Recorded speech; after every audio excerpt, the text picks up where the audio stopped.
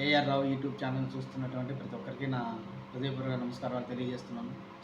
ఈరోజు మీ ముందుకు ఎందుకు వచ్చినానంటే, మనము చదువుకున్న తర్వాత మనం దూర ప్రాంతాలకు వెళ్ళేసి ఉపాధి నిమిత్తము మనం జాబ్ చేసి ఉంటుంది. అంతేకాకుండా మన బంధుమిత్రుల్ని మన కుటుంబాన్ని వదిలిపెట్టేసి మనం ఒక రెస్పాన్సిబిలిటీగా, ఒక బాధ్యతగా మనం జాబ్ చేయడానికి మనం ఎక్కడి నుంచో వస్తూ ఉంటాము.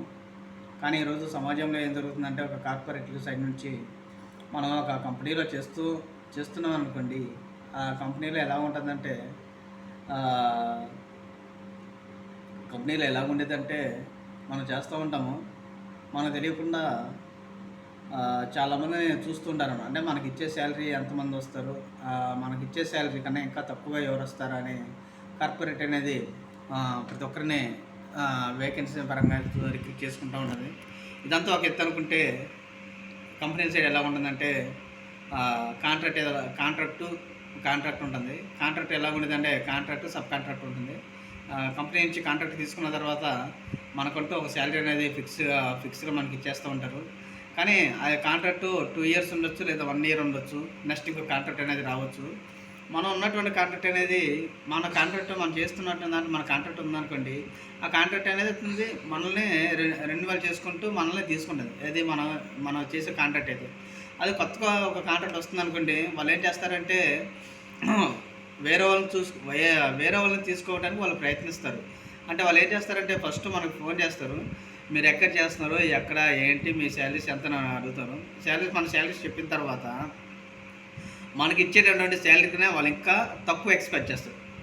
ఎందుకంటే ఇవన్నీ నా లైఫ్లో నేను ఇవన్నీ ఫేస్ చేశాను కాబట్టి మీ అందరికీ నేను చెప్పాలని అనుకుంటున్నాను. ప్రతి ఒక్క స్టూడెంట్కి, ప్రతి ఒక్క యువతకి, జాబ్ చేస్తున్నటువంటి ప్రతి ఒక్కరికి నాకు ఫోన్ చేసి మమ్మల్ని అడిగారు, మీరు శాలరీ ఎంత, మీరు ఎన్ని ఇయర్స్ ఎక్స్పీరియన్స్ ఉంది ఏంటని అడిగిన తర్వాత మాకు సో అని చెప్పినాము. అలా చెప్పిన తర్వాత వాళ్ళు శాలరీస్ అని అయితే, మీరు అనుకున్నంత మీకు ముందు ఉన్నటువంటి శాలరీస్ ఇవ్వలేమని, మీకున్నటువంటి శాలరీ కూడా మేము ఇంకా తగ్గించి తక్కువ ఇస్తామని అన్నారు. సరే అని మేము ఏం చేసినామంటే ఓకే అన్నాము. ఓకే అన్న తర్వాత మళ్ళీ ఇంకా, అంటే వాళ్ళు మనకిచ్చే ఇస్తామన్న శాలరీ ఉన్నారు కదా, ఇంకా అదే దాంట్లో ఇంకా ఎవరికన్నా తక్కువగా ఎవరైనా వస్తారని వాళ్ళు ఎక్స్పెక్ట్ చేస్తూ ఉన్నారు. ఇంతకీ నేనేం చెప్పాలనుకుంటున్నానంటే, మనం ఏదైతే ఫస్ట్ నుంచి వర్క్ అనేది నమ్ముకొని ఉంటామో దాన్నే మనం ఎక్స్పెక్ట్ చేయాలి. ఎందుకంటే ఈరోజు సమాజంలో ఎలా ఉందంటే చాలా దారుణంగా ఉంది. ఈరోజు జాబ్స్ వస్తాయి అనుకుంటే ఎవరు కూడా అనుకునేటువంటి ఛాన్స్ లేనే కార్పొరేట్ సెక్టర్లో. ఎందుకంటే కార్పొరేట్ ఎలా ఉన్నదంటే, మన దగ్గర ఉన్నటువంటి స్కిల్ ఉపయోగించుకొని లాస్ట్కి మనల్ని వదిలేస్తారనమాట. మనం ఒక సంస్థకి మనం కష్టపడి వర్క్ చేస్తాం అనుకోండి, వాళ్ళు మనకు కావాలి, మన దగ్గర ఉన్నటువంటి స్కిల్ మొత్తం వాళ్ళు తీసుకొని వాళ్ళు డెవలప్ చేసుకుంటారు. అప్పుడు మనకి ఏంటంటే యూజ్.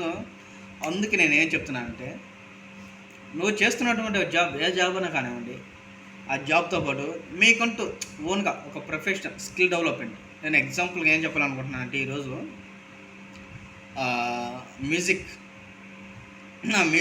మ్యూజిక్స్ ఉంటాయి కదా, మ్యూజిక్లో వచ్చేసి కీబోర్డ్ ఒకటి ఉంటుంది, రిథమ్ ప్యాడ్ ఒకటి ఉంటుంది, ఫ్లూట్ ఉంటుంది, గిటార్ ఉంటుంది. ఇలాంటివి నేర్చుకుంటే మనకంటూ ఒక టాలెంట్ ఉంటుంది సమాజంలో, మనకంటూ ఒక ప్రొఫెషనల్గా బెస్ట్గా ఉంటుంది అనమాట.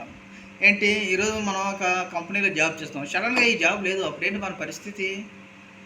మళ్ళీ మనం వేరే కంపెనీకి వెళ్ళాలి, వేరే కంపెనీ వెతుక్కోవాలి, అన్ని కంపెనీలు తీసుకొని రిజ్యూమ్ తీసుకొని మన చేతితో వచ్చేసి మన ఫైల్ పట్టుకొని ఆ కంపెనీ తిరుగుతూ ఉండాలి. ఎవరైనా ఇస్తారా? ఇచ్చే ఛాన్స్ లేదు. ఎవరైనా రిఫర్ చేస్తారా? ఎవరు కూడా రిఫర్ చేయరు. మరి ఎలా? అందుకే నేనేం చెప్తానంటే, మనకంటూ స్కిల్ ఉండాలి. ఆ స్కిల్ని మనం డెవలప్ చేసుకోవాలి. ఆ డెవలప్ చేసుకున్నప్పుడే మనము లైఫ్లో ముందుకెళ్తాము. వాళ్ళుండి మన జాబ్ ఇస్తారని ఎప్పుడు కూడా నమ్ముకోవద్దు. వాళ్ళున్నారు, వీళ్ళున్నారు, ఎవరో వస్తారు, ఏదో చేస్తారు అనుకున్నది ఒకటి వేరే ఆలోచన అనమాట. ఇలాంటి ఎవరు కూడా డిపెండ్ కావద్దు.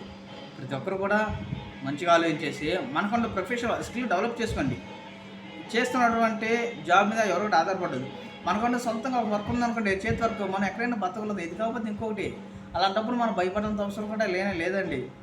ఇదే మన యొక్క ప్రతి ఒక్క స్టూడెంట్కి నా సైడ్ నేను చెప్పాలనుకుంటున్నాను.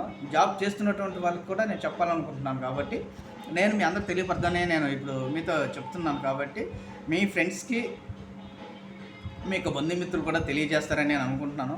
ఎందుకంటే ఇది మనకు ఉపయోగపడేటువంటి సమాజంలో ఇది ఒక మంచి సబ్జెక్ట్ అండి. ఓకే, థ్యాంక్స్ అండి.